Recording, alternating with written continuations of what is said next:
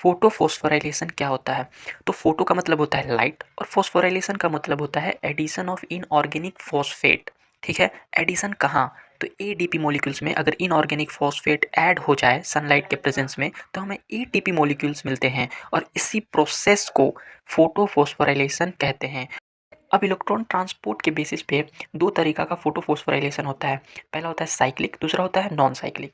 Cyclic photophosphorylation में photo system one functional होता है। Photo system one and photo system two, दो तरीका के फोटो सिस्टम्स होते हैं, लेकिन साइक्लिक में फोटो सिस्टम वन फंक्शनल होता है और एटीपी जनरेट होता है। और इसका साइट है स्ट्रोमा थाइलाकॉइड एंड इंटरग्रेनम लेमिला। ठीक है, प्राइमरी एक्सेप्टर होता है फेरिडोक्सिन रिड्यूसिंग सब्सटेंस। ये एक तरीका का आयरन सल्फर प्रोटीन है और इसे प्राइमरी एक्सेप्टर इसीलिए है क्योंकि क्लोरोफिल ए से सबसे पहला इलेक्ट्रॉन एक्सेप्ट करने वाला यही प्रोटीन है, यही मॉलिक्यूल है।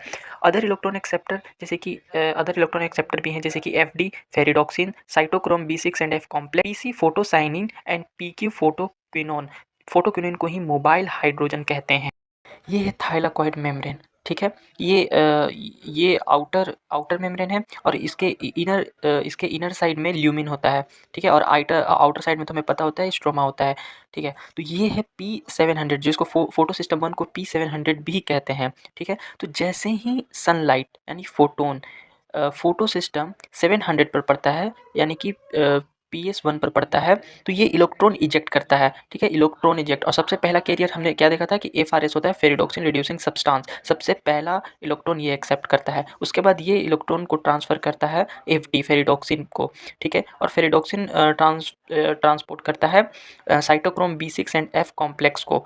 ठीक है, उसके बाद इससे इलेक्ट्रॉन ट्रांसपोर्ट होता है पीक्यू फोटोक्विनिन। और फोटोक्विनिन क्या करता है, ये इलेक्ट्रॉन को जैसे ही ट्रांसपोर्ट करता है और बाहर स्ट्रोमा से एक हाइड्रोजन को ले लेता है, पकड़ लेता है और उसे इनर साइड ल्यूमिन में फेंक देता है।